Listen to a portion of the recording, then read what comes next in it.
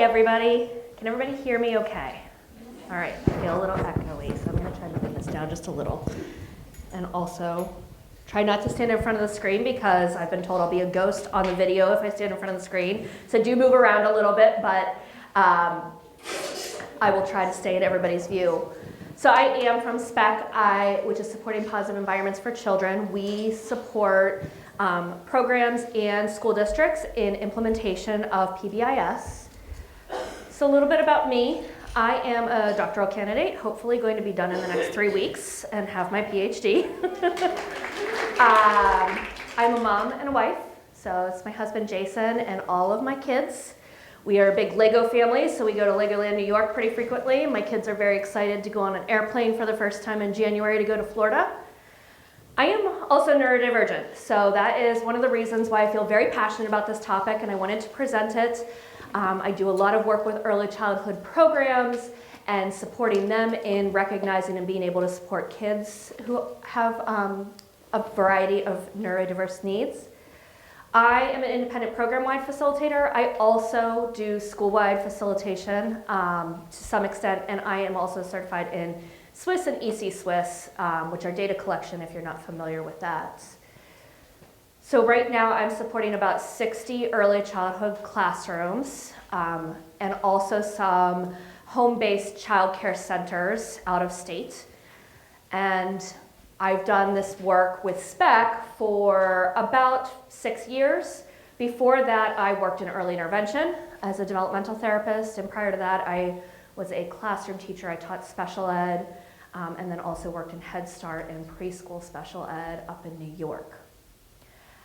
I did want to just comment that while this session is geared towards early childhood, and if early childhood is not your jam, I will not be offended if you need to leave and find another session.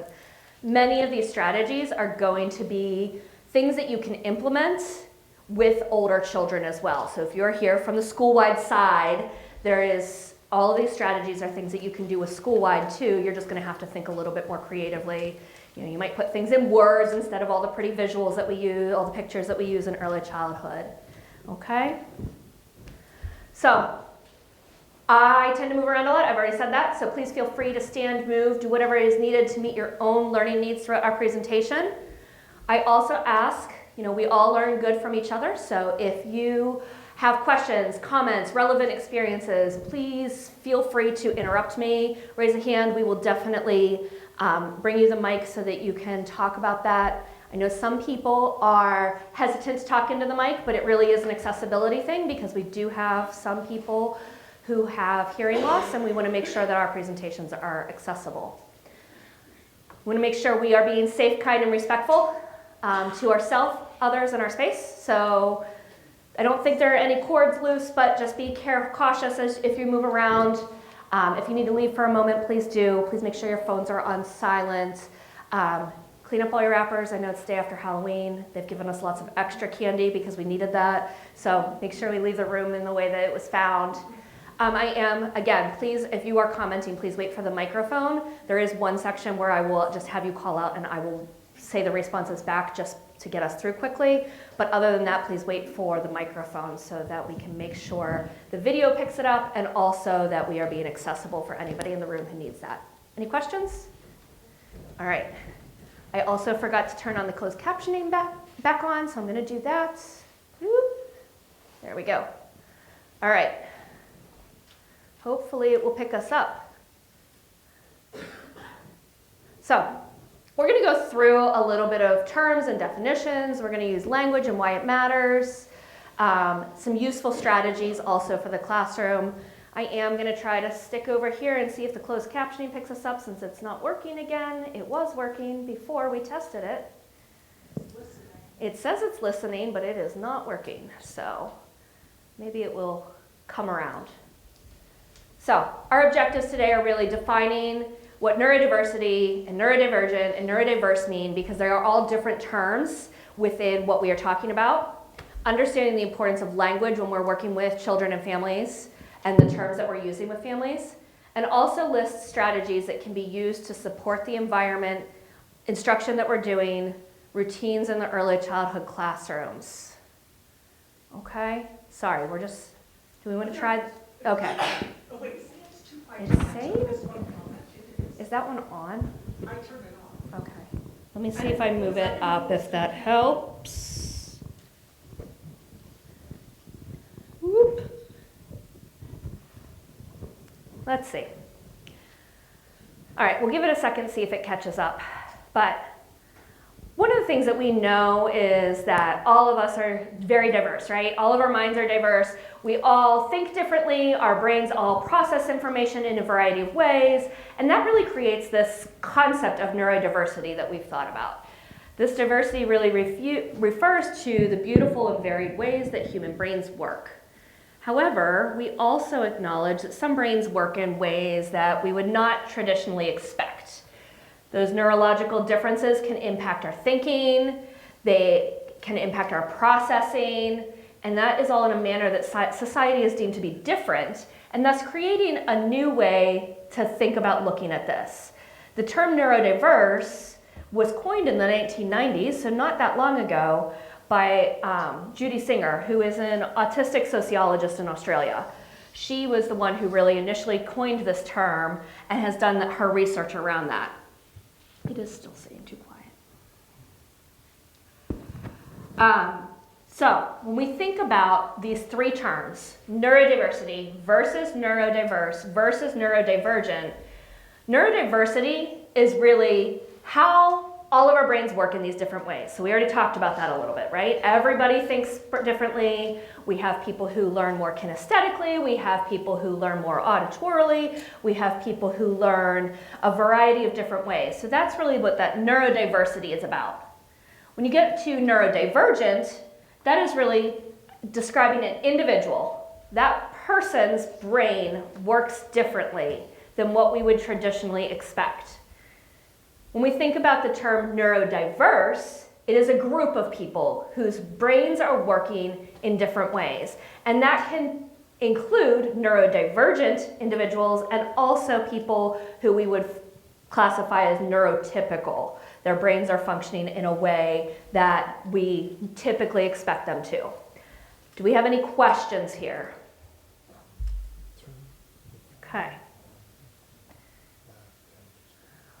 We also have to think about the language that we're using. So many, not all, but many neurodivergent individuals prefer identity-first language. So they refer to themselves as autistic or ADHD or things like that. And as educators, how many of us were taught not to do that? It was not a thing that we did. We were told to use this person-first language. Their person first and then their disability second. However, many people who are neurodivergent identify that you can't separate those things out of them. So they're not a person with autism or a person with ADHD because you can't separate that out. That is how their brain functions. So one of my suggestions when I'm working with families who are thinking about, what terminology they're using, or they might come off to you as being a little bit, it might come across a little surprising when they say, oh, I'm autistic, or my child is autistic. Think about just your responses and try to use the language that they prefer. You're also still going to have some people who refer to themselves as having autism, or children, my child has autism. And so it's really just important when we're thinking about being equitable to make sure that we are really listening to that family voice and their preferences when we are talking about it. Any questions? Thoughts? Comments? How many people this rocks your world and you're like, I have not heard this before? Okay. So, it's relevant also when we think about how we're talking about children. I had a professor when I was doing my master's degree who really talked about always keeping everything positive when you're writing an IEP. And I'm like, sometimes you just have to identify the deficit, right? Like you have to say what they're not doing. She's like, no, you don't. And it was very difficult sometimes to come up with that language. But when you think about things as being differences versus deficits, it really changes our perspective and how we are addressing those things. How do we take this child who is not doing what we expect and change that language into something that can be more positive? And okay, now we need to change our supports so that they can reach the goal that we are going to. When we think about that deficit model, many of us who have lived under that and been taught through that, neurodivergent people are seen as having deficits in communication, in their social skills, their executive functioning, all of those things. However, when we move towards this more model where we recognize those differences and recognize that that neurotypical brain is not the benchmark by which we all should be measured, we recognize that those deficits are the differences that we can embrace and support. We are better able to support those kiddos in our classrooms when we think in that way. This is not assuming that all of our kids know everything already, especially when we're talking in early childhood, right? These are little bodies, little brains, they're coming to us. Sometimes they're coming to us with no experience outside of their houses, right? So we're not assuming that they know everything already, but we are instead assuming that they are capable of learning anything that we give them. We just might need to do it a different way. So, this is the section where I'm going to have you guys call out, and I will repeat those responses just because I don't want to have to run all around the room, and I want to make sure that we're keeping on our time. So, what do you need to support children in your early childhood classrooms, or if you're school age, in your classroom? What do you need to know before they start? Their name. That is a good one, that you need to know their name. Age. Their age. School history. Their school history. Medical history. Family background. What is the most important thing when they walk into your classroom?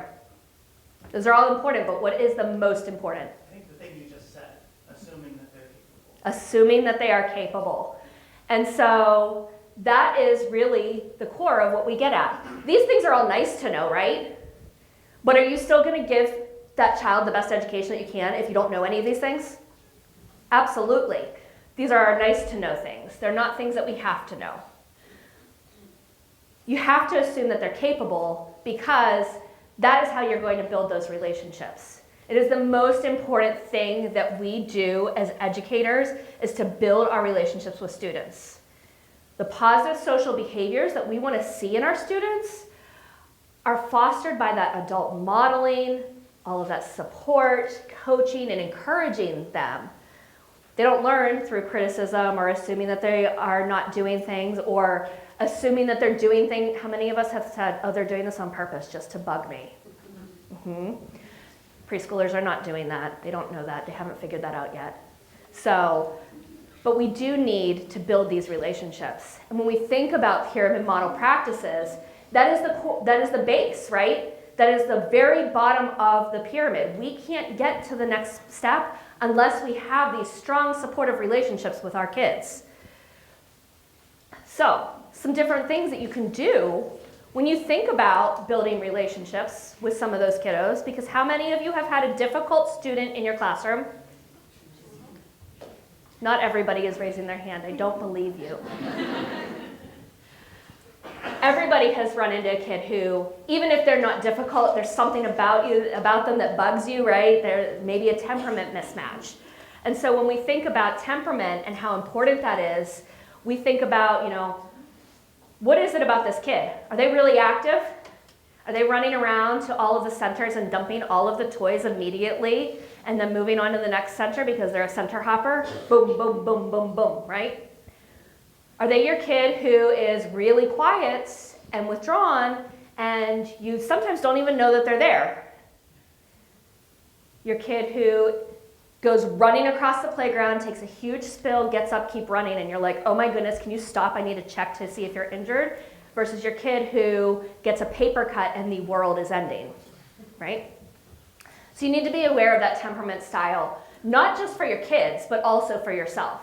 And so there is a tool called the Infant Toddler Temperament Tool, IT3 tool. If you Google that, it can give you some ideas.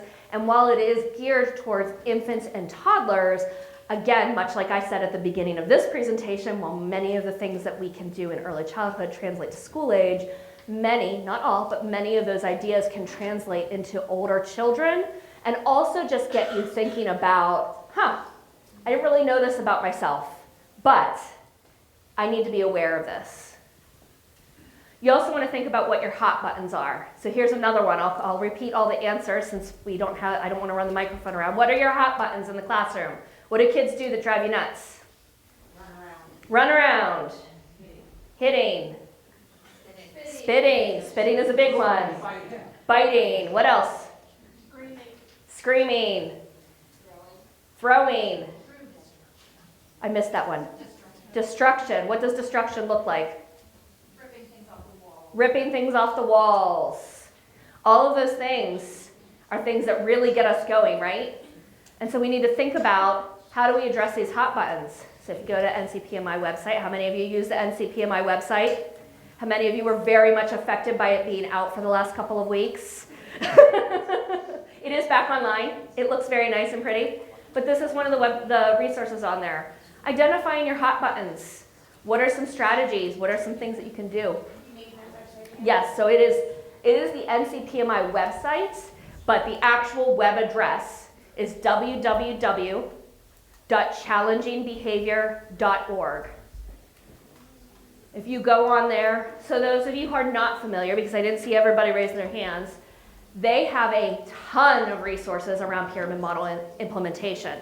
They are free, they are already made, you don't have to create anything, you print them off, laminate them, and they're ready to use in your classroom. When you go there, there's lots of background information, but if you click over on the right-hand side of their home screen that says Resource Library, you can search for anything that you're looking for, social stories, hot buttons worksheet, all of those things, and it will pull up all of those resources, oftentimes in multiple languages. So if you have students that speak other languages or families that speak other languages that you need to print that off for, you can do that. They have things for your classroom. They also have things that you can use in homes. I'm going to make sure when we're talking about these relationships that you're using that 5-to-1 ratio with children. Who knows what that 5-to-1 ratio means? Lots of people. So it's okay. So I'll just have my friend Karen here take the microphone to one person. That would be praise to corrections. Yes. So making sure that you're really being mindful of that with kids, especially with those kids who are a little bit more challenging or who need a little bit more support in your classroom, right? Those kids are sometimes the most difficult kids to build relationships with, and they need it more than anybody else. You also want to make sure you're making deposits with families, because while you have these kiddos coming in, and you might recognize that there's something going on and you might want to have some conversations with the families, if you haven't built that relationship with that family, what do you think they're going to say? Get out of my face. You think they're going to believe you? No. So if you build those relationships with families, you are more likely to have a successful conversation down the line. Being really intentional about dedicating time to relationship building is so important. We all in early childhood and school age too spend a lot of time building relationships, but we are not always intentional about it. So making sure that you have really hit every kid in your classroom, that you are using, a cup with sticks in it to make sure you've spent 3 minutes with with every child in your classroom every day, getting down, having a conversation with them. What do they like? What do they not like? What do you want to know about them that you don't already know? Take with a grain of salt the things that they're reporting from home, because our early childhood friends sometimes have some interesting takes on what is going on. But being aware of all of those things, being really intentional about building those relationships. Any questions, comments, reflections here? Thank you, Karen.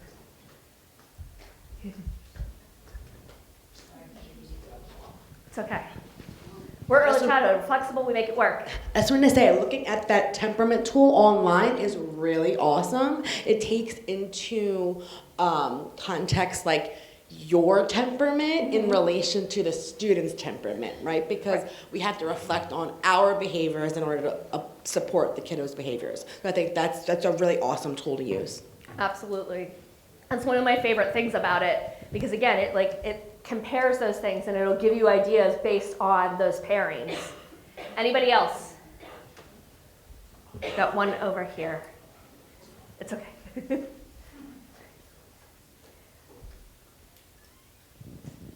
I also just wanted to say, I love this, but also the importance of us doing this with each other. Yes. So that all of those relationships that we're building those with each other, so that we're building that trust, and modeling that for children, and really modeling that for families as well. And I think that having a strong teaming is so important. You might be going into that, so I might.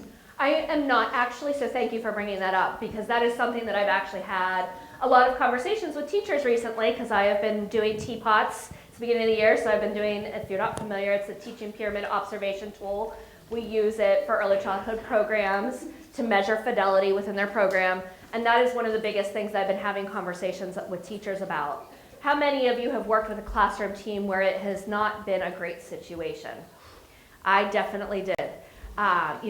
And so, but I also know I was not necessarily intentional about building that time in for relationship building, acknowledging my other staff for all the wonderful things that they were doing. I was not as intentional about those things. So could I have done better? Probably. Do the classroom teams who do this regularly have better relationships? Usually. Do we think about that when we are working with little ones? Not all the time, right? We are so busy doing all of the data collection and making sure that we have all of our lesson plans done and building relationships with kids that we forget the importance of our classroom team members. So thank you for bringing that up, because it is really important.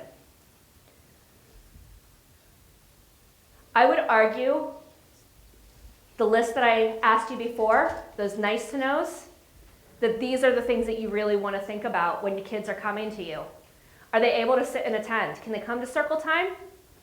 Can they sit on the rug for however long you have? How many of you are doing a circle time that is 5 minutes or less? About 10 minutes or less? Good. Couple over there. How about 15 minutes or less? Couple more. How about 20 minutes or less? You go more than 20 minutes for your circle time. Okay.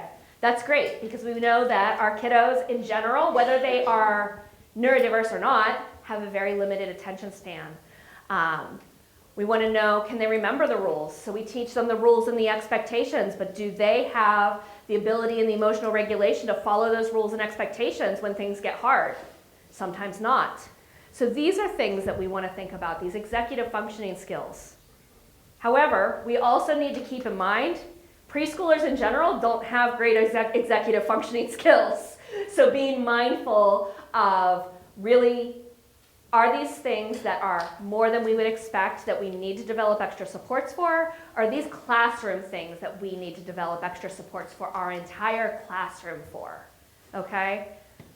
I did an observation for the teapot. Teapot looks for your large group times to be 20 minutes or less. And I did an observation for a teacher who had their kids come to the rug, and she did a story, and then she got the kids up, and they did some dancing, and then she sat them down, and they did circle time, and then she got them up, and they did some dancing, and then she sat them back down, and they did a social emotional lesson, and all in all, it was 1 hour and 15 minutes on the rug. And she's like, I don't understand what's going on. And I was like, well, I might have some thoughts. And I was like, these kids are on the rug a long time. And she's like, but I'm doing different activities on the rug. I'm like, right, but they haven't had the chance to leave the rug. And quite frankly, you also have them stand on one circle on the rug about, 2 feet from their peers. And that might be, and so she did. She started breaking things up, and magically, many of the behaviors disappeared. Thinking about all of those things, that's an example of one of those classroom things that we want to think about with our kids. Any questions, other thoughts, anything else on relationship building before I move on? Okay. So, we're going to talk a little bit about some of these instructional strategies, things that they come across as really easy, but we don't always think of them in the moment. I tell teachers when I'm working with them, I said I taught for a lot of years, and I've done this for a lot of years. And it was 60 classrooms. I walk into classrooms every week and see something new that I'm like, wow, this is a really great idea. I wish I had thought of this when I was teaching. It's so simple. So some of the environmental supports that we want to think about with our kids are very easy. How many of you are using timers in your classroom? All right, Karen, I'm gonna have you get up. Raise your hand if you're willing to share what you're using your timer for in your classroom. All right, we've got one, and one in the back. I'll walk towards the back for this one. For SEL breaks, when they take breaks for their work, independent work, centers, all of my activities, they're color coded. Some students have their own timers that are Velcroed to their desk. I'm overflowing with different kinds too. I'm gonna do here. We do like 2-minute transition timers, so our kids are ready for the next activity. Perfect. Got one over here in the middle. One of those Okay. brain match right there. Okay. The transition. Anybody else? Oh.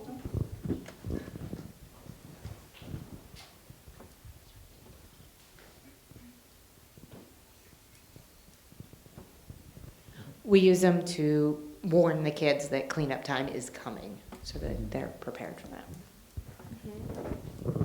So those are all great uses of the timer. You can also use timers for problem solving.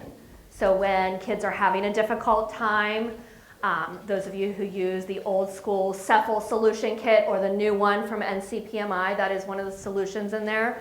So you can use it for that. You can also use it for kids who just need a break from an activity and say, okay, you can't sit for a circle for this time, take the timer, go over and try it. You don't necessarily, so these are some of the different timers I have at my house. So, I really like the sand timers. They're easy, they're cheap. You can get them at the dollar store. But you can also get these water ones at Target sometimes. They do it in that dollar bin in the front for $3. In preschool, they're not counting how many minutes there are. They don't care how many minutes are on there. They're gonna watch the timer. And so those are a really nice visual timer for some of your kids who might need a little bit more input. This one is from hand to mind. It actually goes up, not down, so that's a little counterintuitive for some of our kids, but some of our kids can use that for some calming strategies too. We're gonna use that as a strategy. When we get angry, you can watch the glitter go up and down. Thinking about how we support kids in circle time. So some of our kids want to blurt out. I was on a Facebook page and it's a preschool one, and they were talking about how all of their kids come to the rug and they're really chatty and they can't get them to calm down. And a lot of the responses were, oh, well, have you taught the expectations? Have you told them what you want them to do on the rug? All of these things. And I'm like, well, have you used a visual to remind them? Have you gone over using visuals? Because what I see in a lot of classrooms is we use those visuals at the beginning of circle time to remind the kids, and then we get into circle time and we're busy doing other things. We never go back and revisit that. But for your kiddos who are neurodiverse, they might not remember what you did at the beginning of circle time because of that working memory. So having those individual visuals set in front of them, reviewing those visuals when everybody starts getting a little bit loud. Oh, it looks like we need to go back to our expectations. What do we do at circle time? We sit, we keep in our space, we keep our voices quiet, we keep our hands on our own body and our feet and all of our other body parts on our own body, right? Don't need to get that specific, but those reminders are really important. Also using those individualized schedules and cues. One of the programs I work with does an amazing job. They have, their classroom visual schedule, but then they also do a schedule for their circle time. So what is going on during circle time? Here is, first we're going to do the paths kit of the day because they use paths, which is a social emotional curriculum. Then they're going to, do the weather and the calendar or whatever else they're doing, thinking about things like that. making sure that those kiddos either have access to something that really breaks those tasks down for them, because let's face it, all of the strategies that I'm giving you today, they're great for neurodiverse kids. They're great for all kids. All of us benefit from knowing exactly what to expect, when to expect it, how we're supposed to do it, all of these things. Any questions on these ones? Okay. So I wanted to share some different visuals that classrooms are using right now that I go see. This particular one, which I don't know, this one, they use this individual visual schedule. It's in a file folder. It's nothing fancy. There's some pictures. They review it with the kid as needed. They don't even use it all the time. Just as needed, they come over, they use it. It's in a file folder. It's easy to grab. This teacher breaks things down for their breakfast routine. They were having a hard time with one kiddo coming over, sitting, eating breakfast. What are the expectations for breakfast? Most kids have figured it out by December, right? This kid had not. And so giving them those reminders, because she did not have the ability to remember all of the steps of breakfast. And at home, that wasn't the expectation. At home, she didn't sit at a table. She was allowed to move around and eat. She had some older brothers, so they were always on the move at dinner time for meals. So how many of you have older kiddos? Nobody has older kiddos. So when you start getting older kiddos, they all have to run to baseball and soccer and all of the other activities, and you're like never home for dinner. That's what she was happening for her, because all of her siblings were older and they never sat at the table. This teacher, this is our video here. This teacher is using some visuals for centers. So how many of you use visuals to decide where your kiddos are going to play for centers? Okay, so this is what she has at the beginning of her day, which you can see up here. She has a chart they separate the kids into, because at this program they go to a specific assigned center for 10 minutes, and then they're allowed to go and choose their own center after that. This kiddo was having a hard time choosing a center during that time. She also has, and I'll show on some of the other slides, she has, how many kids are allowed to play in each center. So where he wanted to go was full. So she pulls out these visuals for him right in the moment. They move around the classroom. That's one of the key things here to make sure that they're accessible for everybody, is that mobility piece. And she helps him select a center. It's quick, so I'll play it quickly. Math, you can go to art, you can go to easel, you can go to writing desk, it's open. You got sand you can go to. Hold on 1 second, Summer. You got 1 moment, honey. You got reading you can go to, or library. Hold on 1 second, Summer. You can go to dramatic play, tablets. Okay, go ahead. You can go to dramatic play, buddy. So, very simple. They're on sticks. Like I said, it's mobile. She keeps them in a little plastic solo cup. She can have anybody grab them. The kids in her classroom are really helpful. Helps kiddos choose where to go next, because sometimes the choices can be overwhelming, right? Preschool classrooms are not known for being these calm. We would ideally like them to be always calm, cool, collected. But the reality is you put 20 little kids in a classroom, it's going to be a little loud. It can be a little overstimulating. So this is what she uses in her centers. She does a my turn. So there's allowed to be 4. There's actually numbers behind each of their pictures. And then who's next? So when these kids leave, they can go tell a friend, hey, I'm done in here. You can come play next. Also helps those kiddos really concretely see, yeah, I'm going to have a turn, but it's full right now. Sorry. Knock things down. Trying here. They also use this idea of give me 5. So for this particular program, like I said, they use the PATHS curriculum, which is a social emotional curriculum.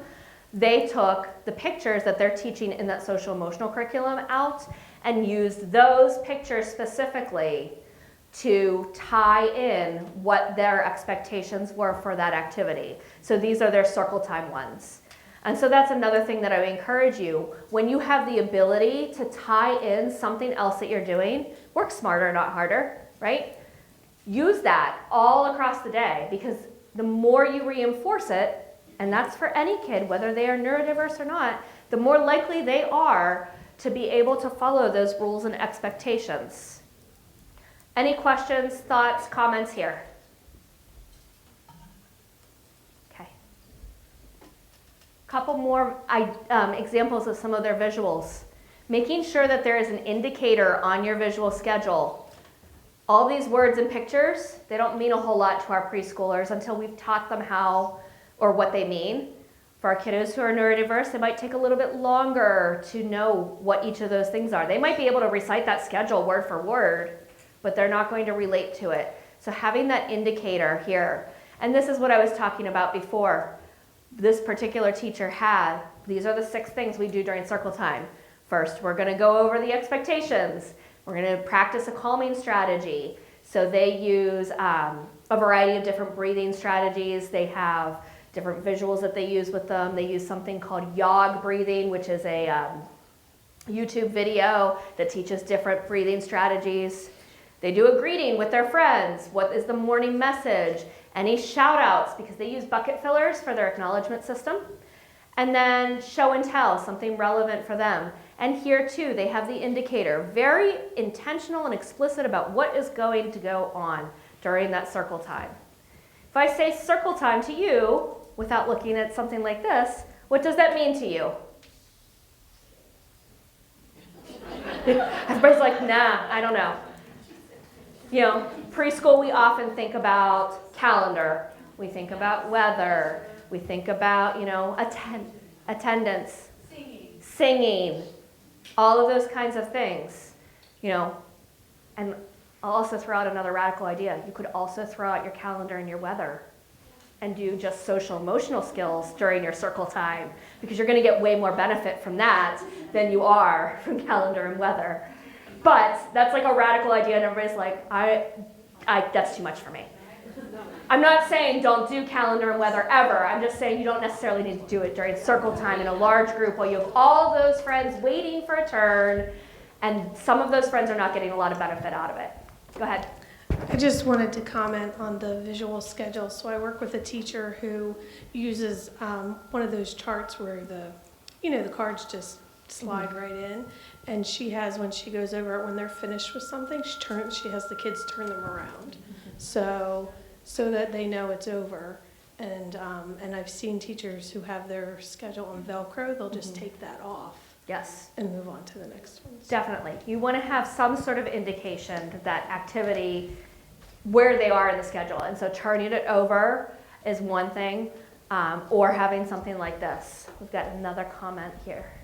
So the one comment was when you asked what circle time looks like, somebody said chaos. Yeah, I've seen that too. And when it gets to that point, maybe you need to start smaller. Mm-hmm. So in our classrooms, we often have circle time as one of the centers, that our teacher leads that, and the other kiddos are in different center areas, and then we just rotate them through. Yes. Until we learn the expectations and get to be able to do it as a large group. Yes. So sometimes you just have to think smaller. Yes. I think a lot of times as educators, we think about, what are we supposed to do, right? We all went to school and we're like, we're supposed to do circle time, and all of the kids are supposed to sit quietly, and they're 3 and 4 and sometimes 5, and they're not there yet. I actually had that conversation with a teacher last year. I saw her circle time, and she was a newer teacher, and during the time that she was doing circle, or trying to do circle, she had one little boy running in the back screaming F-bombs. She had another kid over here kicking over the dramatic play furniture. She had several rolling around on the rug, and she's still trying to truck through and do circle time. And I was like, what if you don't do circle time as a large group? And she's like, oh, can I do that? And I was like, is what you're doing working for you? And she's like, no, it is not. So I was like, well, then why don't you try it as a small group? Yeah, she did not try it as a small group. She trucked through for the rest of the school year. And sometimes, depending on what that small group makeup is, circle time doesn't have to look the same for everybody. Correct. So you also have to keep that into consideration as well. Yes.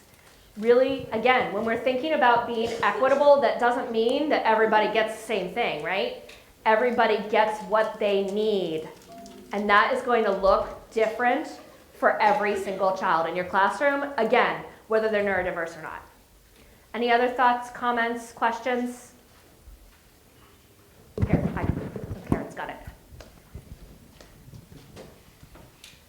We as a program told our teachers that we were no longer doing calendar or weather during circle time, that it had to happen during your choice time for any child who wanted to participate. Love it. They balked at it for about 2 years, and now no one does calendar because it wasn't beneficial to our kiddos. Mm-hmm. And cognitively speaking, a calendar in a traditional fashion is not developmentally appropriate for 3 to 5 year olds. And when you look at that research, and we backed that with our research, they were a little more on board. Mm-hmm.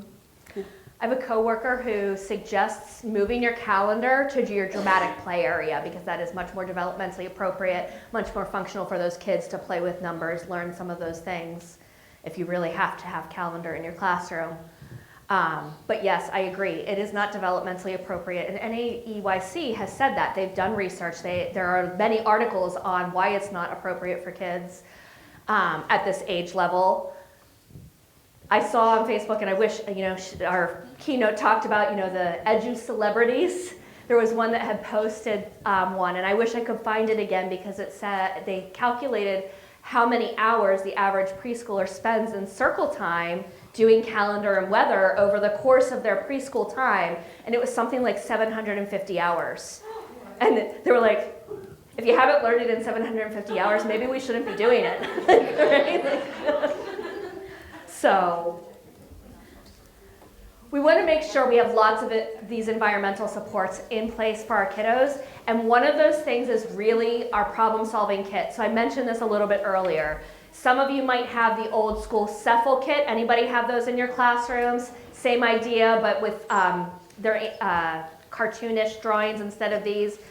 NCPMI, the website that I gave you earlier, has these nice photographs. The Cephal ones are still available online if you prefer that. But really being intentional around teaching this problem-solving skill. A lot of our kids come in and they don't know how to interact with their friends. And again, neurodiverse or not. But when we're thinking about our kiddos who are neurodiverse, they're probably going to need some extra support. So really being intentional. What are the problem-solving steps? What's the problem? How do we identify it? How do we think of a solution? Did it work? Did it not work? Let's think about what we could try next. And you can use all of these visuals. So these are some of them. There are 13 total. And sometimes when I tell teachers, oh, use these problem-solving visuals, they're like, that is a lot. My kids can't do all of that. I never said use all of these visuals. Sometimes you're going to have to start small, like our friend in the back said. I have one teacher who pulls out 2 of these a week, and she reviews them really intentionally in a large group. She goes over them again in a small group, and then they do them with the kids as needed to be really intentional about teaching what each of these skills is so that they can work on problem solving. You guys are using these, not using these? Some of us are using them. It is one of the skills when you think about the teapot that I mentioned earlier that we focus on heavily on the teapot because if you have those problem-solving skills, it works on all of those executive functioning skills I mentioned earlier. It is so important for our kids to be able to develop independence around problem solving and be able to navigate those situations. Any thoughts, comments, questions here?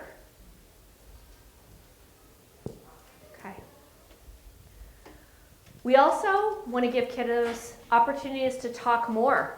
So if we are doing our circle time and doing something like a classroom news, having them read the classroom news. Sometimes our neurodiverse kids, they need to move, right? You see me moving around, I can't stand still. I don't know if I drive people nuts when I'm doing things like this or if they're like, whatever. When I do trainings, I actually bring big bags of fidgets with me.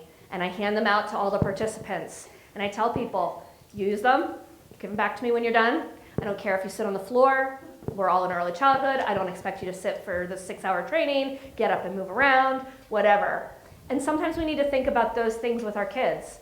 How many of you are having a hard time sitting here for an hour? How many of you sit still in your classroom for an hour? None of us, right? And so our kids are the same way, except they have even less ability to sit still. So circle time can be really difficult. So giving them things to do, like reading the news, being really intentional about what that news is. I walked into a classroom last year and I was doing an observation and she called out, we have a special visitor today. Her name's Miss Christie, and she's gonna be here seeing how we play and what we do in our classroom. And that just brought everything down, because normally when I come in, everybody swarms, there's a new person, the behaviors go crazy. But this really helped address that. She also called out the new student, and she had actually been talking about this for a week, so they were preparing for that new student to come. What are the things that are open today? What is closed? This is in a rural area, they had dried corn that its parent had donated. It was dried corn on the cob, and the kids picked it off on the sensory table. It's a really satisfying activity. So they were doing that. And Play-Doh, because they had too many things going, they had a lot of illness going on, so they didn't want all of those things going on. Thinking about how we encourage kiddos to attend to group activities. How many of us were taught crisscross applesauce, bubble in your mouth, hands in your lap, right? Those things, again, not super developmentally appropriate for our neurodiverse learners. They're going to not be able to do that. And so that is going to then manifest as challenging behavior. We don't want that in our classroom, right? We want less challenging behavior. My goal is always to make our classrooms easier to run, not harder. And so thinking about how do we give kiddos some autonomy during circle time without creating chaos. Somebody had called circle time chaos. We do not want chaos at circle time. We want some semblance of order as much as we can. Giving kids a different way to sit is one of those things.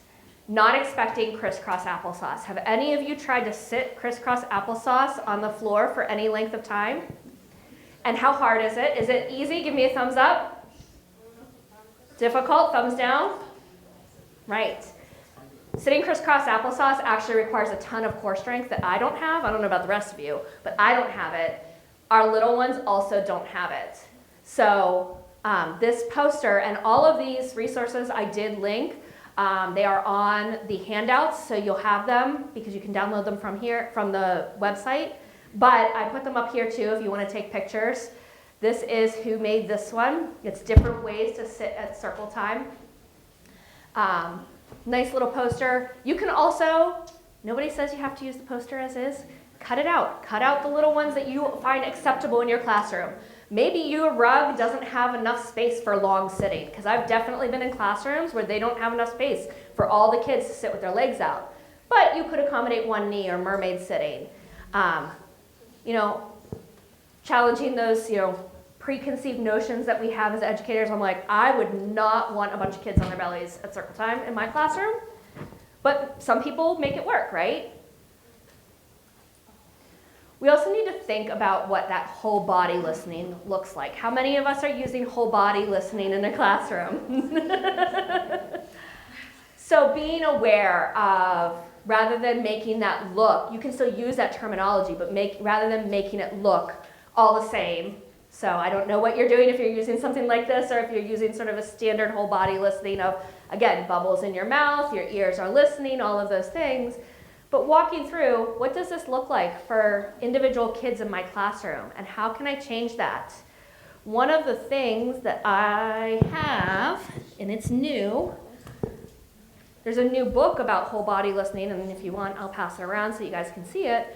But it talks through what do each of these things look like, and how do we individualize that for our kiddos, okay? So I will pass this around. Can I pass it to you? Just make sure I get back at the end.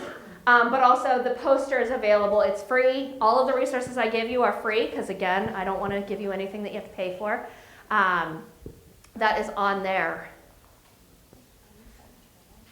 Want to give lots of movement breaks. So Danny Go, how many of you are familiar with Danny Go? Danny Go is one of them. The Learning Station, all of those things. I see some really cool challenge ones that a couple of my classrooms have done where they're like video game characters and they have to duck and jump over rocks on the smartboard, things like that. Thinking about having a gross motor center in your classroom. Anybody have a gross motor center in your classroom? You do? When I was teaching, my one classroom was very long and very narrow. But that very long area let me create a gross motor center in my classroom, and it was one of the best things that I had until I put an igloo in it. I made an igloo out of milk cartons and put that in there. I highly do not recommend an igloo out of milk cartons because no matter how much you wash them, they still stink after a while. So, note to all of you who might have that great idea. You might not have space for a gross motor center though, right? Because some of our classrooms are small. So do you have some portable things that you can pull out on the circle time rug to create a sort of like on-the-go gross motor center? Maybe your kids are really wiggly one day. Maybe you can't get them outside. You can create that as a center to move things through. Also having these quick dance parties. So these are actually my kids at Legoland. Play it. They're in the elevator. Okay? We're here. They're in the elevator and they are able to have enough movement. One of my kids, I don't think that it was showing on here, but he break dances on the floor because he needs that extra movement and input in his life. So you can do gross motor activities and those movement activities even in very small spaces. You just have to set those parameters around it. Here are some other quick ones that can be done easily and in small spaces. So those hop like a frog, bear walks, can do those around your classroom. Again, challenge your ideas of what's allowed in your classroom and what is best for the kids in your classroom, right? You want to think about designing your classroom with the brain in mind. So how do different brains work? How do we make sure that we are meeting the needs of a variety of kids, right? What do you have in your classroom that allows that movement? Are your lights really bright? Or are they dim? Do you have the ability to dim them? If you don't, what can you do? One classroom I was in, and I did this in my own classroom, and that's how I gave her this idea. We took out every other light in the classroom because we had no other way to dim them. The type of lights they had, she couldn't hang the covers on. So we took out every other set of light bulbs in the lights. Really brought it down. That brought all of the energy in that classroom down. You know, are you using a lot of scented things in your classroom? I have been in classrooms where teachers are using like essential oil diffusers and things like that. Really making sure that we're giving the opportunity to increase that student choice across all areas. Kiddos who have more autonomy and who feel more independent are more likely to have less challenging behaviors. We really want to center their strengths and celebrate their individuality, right? Your kiddo who's coming in and lining up all the cars by color and size on the rug, that's still a strength. That's not necessarily a deficit. How do we celebrate that in our classroom? How do we help the other kids recognize that? How do we pull all those playthings together? I also want to just call out fidgets because I have some classrooms who work really well using fidgets. This is also available for free on this website. A lot of times in preschool, we're like, I am not giving out fidgets. They're toys. We don't need toys at circle time. I don't want that in my classroom. It's going to create more chaos. But I have been in classrooms who do this really well. You set those expectations around what using fidgets are, that you're using them as tools to learn, that, you know, whatever rules you want to have in your classroom, these are some examples. It's not necessarily what you have to do. But again, I'm a fan of free and things that create less work for us. So here we go. I have one classroom. They give every kid a fidget. Not every kid needs a fidget, but they pass out a bit of fidgets at the beginning of circle time, and that's fine. I have other classrooms who teach those expectations. You get what you need to learn during circle time. You don't need a fidget right now, but this friend does. You know, thinking about things like that. Whatever works in your classroom, but not discounting the idea that fidgets are not just, or discounting the idea that fidgets are toys and not tools to learn. Because some kids really need that. How many of you have been fidgeting while we've been here? How many of you brought a fidget tool with you? I really love Erin's thinking putty. I have multiples, and I actually usually bring it, and I almost brought it today, but I did not, because I'll sit here and fidget with it while I'm doing things. Helps me focus, helps me pay attention. Same thing with our kiddos, okay? We really want to see all of our kiddos as capable learners. When we support them through these neurodiversity affirming practices, which are really practices that can work well for all of our students, we are building classrooms that increase accessibility, they're equitable, they're inclusive for all. Okay? All right. So, check in. How are we feeling? I'm not going to read all of these to you, but how are we feeling? Do you feel like you understand the differences between neurodiversity and neurodivergence and neurodiverse? Give me a thumbs up, thumbs down. Great. Can you name an environmental strategy that you want to try in your classroom, or if you're a parent, because I did not call this out, but if you're a parent that you want to try at home, thumbs up or thumbs down? Okay. How about an instructional strategy that you want to try in your classroom? Feeling confident that you can do that? Thumbs up, thumbs down? Great. You tie them, oh, I misprint here. Can you tie them together to build routines in your classroom to really support those kiddos? Thumbs up, thumbs down. Great. All right, we have just 1 minute, so any questions, comments, thoughts, reflections here? Thank you. Thank you. You guys were all very attentive. I appreciate it. Thank you. Here is my contact information if you have any further questions. If you need anything, please feel free to reach out. You can call, text, email me. I will say I have 4 young children, so sometimes texting me is better. They think that me picking up the phone means that everybody should lose their minds. Yeah. Mm-hmm. Right, that's the time that everybody needs everything, but I will always answer. Thank you, everybody. Have a great rest of your day. Thank you, Christy. We're looking forward to calling you Dr. Christy.